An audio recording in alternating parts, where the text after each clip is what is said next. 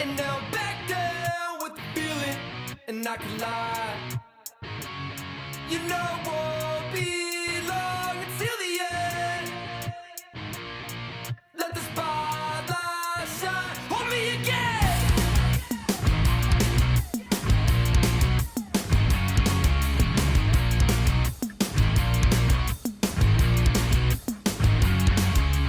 Back out in the middle. Welcome back to the channel, guys. Today we're working on a Dodge Durango. Had some overheating issues, and there's not very many videos for the 4.7, so I figured I would post this one. Little overheating problem, spraying antifreeze everywhere, and it is cold as hell outside, so I'm gonna try to make this one a quick one, but I'll show you what I found just in a quick look this morning. So whenever I got it, it would heat up and then basically start immediately smoking. And whenever I got it into the driveway, I saw there was a shroud here. I removed the plastic shroud and the intake, which is just 2 bolts on the side over there, and it pops right off. And then just a flathead or an 8mm for the clamp on the throttle body. But I was thinking that there was a crack in the radiator because underneath the shroud there was something blowing out this direction, but the fan was going, so you really couldn't tell. But this morning I grabbed this hose,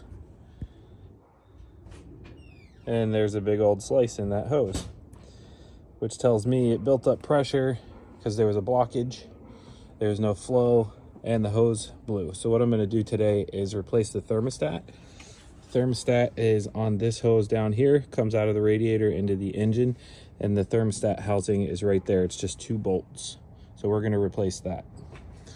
Once we replace the thermostat and the hose, we'll fill it up and bleed the lines with the air. There is a bleed screw on top here. I'll show you where that is. So the bleed screw is right here. So what you do is you fill it up over here, and then make sure that it's full. I have a bubbler too that I'll put on here, and I'll run it for a minute and let it bubble. Squeeze the hose a couple times to get all the air out, and then loosen this bolt and let it run and just seep out any air. It'll bubble a little bit and seep out any air bubbles that are in the system, and then it should be good to go, I hope. Took a chance on it. Was really hoping it wasn't a head gasket, but it only has 130,000 miles on it. So for this engine, that's not a terrible amount. It's a lot of miles, but it's not like head gasket blown miles. These things will go over 200K with no issues. So let's go ahead. I'm going to pull it up on some ramps here so that I can have a little bit more room underneath, and we'll get under there and take that housing off and replace the thermostat. Should just be 2 either 10mm or 2 12mm bolts. Okay, try to get this situated. So this hose right here is the bottom radiator hose, and it goes up into that housing, which is the thermostat housing. Looks like it's 8mm bolts. So I'm going to remove this whole line. I'm going to take a clamp and pull this off, drain it out, and then actually, you know what, I'm going to drain it from right here so I don't make a huge mess. And then I'm going to take that whole section off and see what the hell's inside that hose. I wonder if the thermostat is dislodged inside that hose. Either that or it's ice, because the dumbass that I bought this car from put fucking water in the radiator because they were too cheap. Okay, so we got it out. It was 2 8mm bolts. Housing has the thermostat in it, and inside the tube there's actually a spring. It's just a tube retainer. It keeps the tube from collapsing under pressure, so maintains flow. So not as bad as I thought, but we're gonna go ahead and pop this out and put the new one in. So let's move some stuff. And I'll set you on the tripod and we'll put the new one in. So with your new one, there's a little notch right here and a notch in your gasket. Got to make sure those line up. And then it'll be a little snug, but once you get it in there, it'll be in there. Okay, so I'm going to go in from the bottom, put the bottom bolt in first, and then I'll come out and put the top bolt in.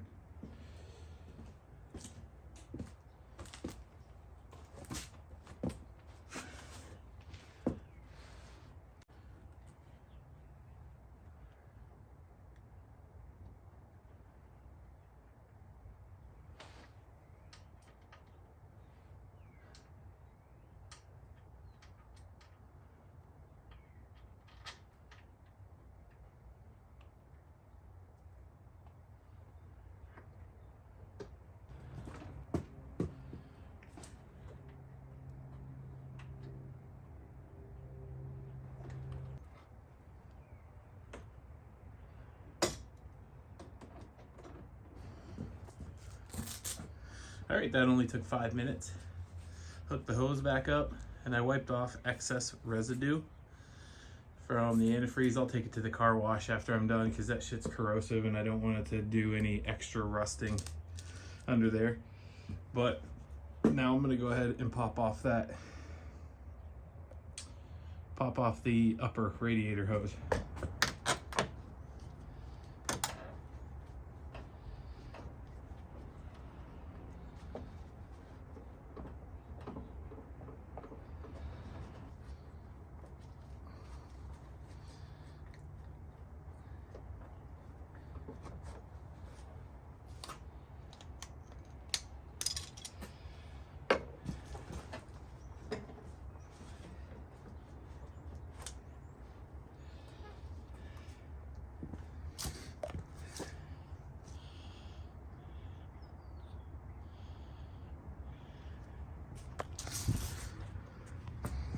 Okay, good.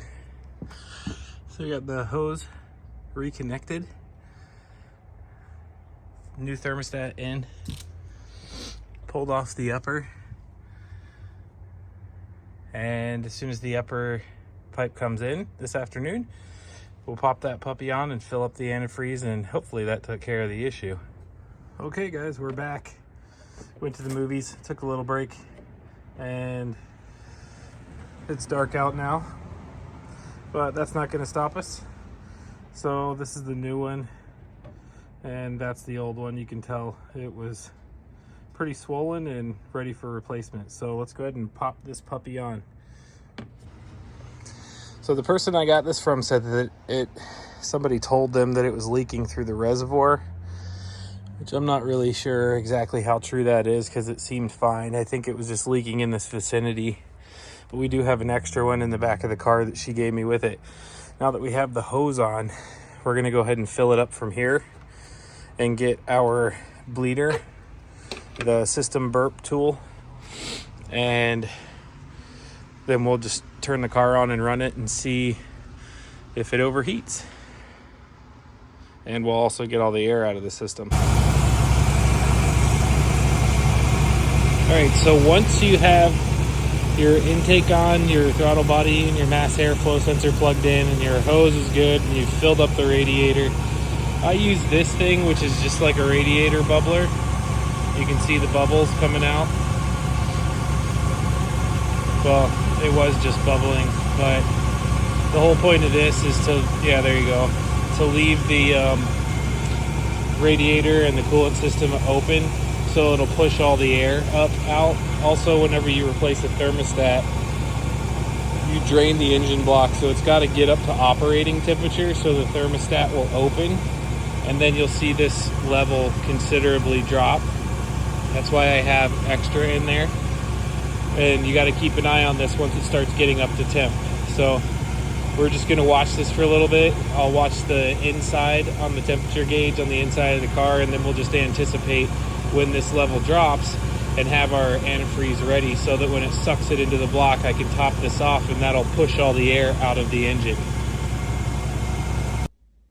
All right, well, we finished up the antifreeze top off and that seemed to fix the overheating problem. So wish I could have got a video on the test drive, but I didn't.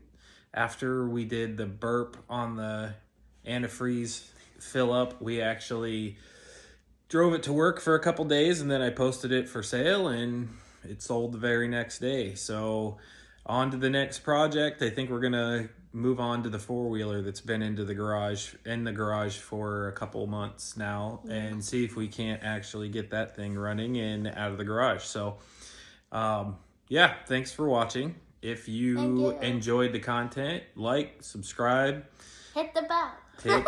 hit the button. But anyways, we'll see you. Thanks for watching. Peace. Peace.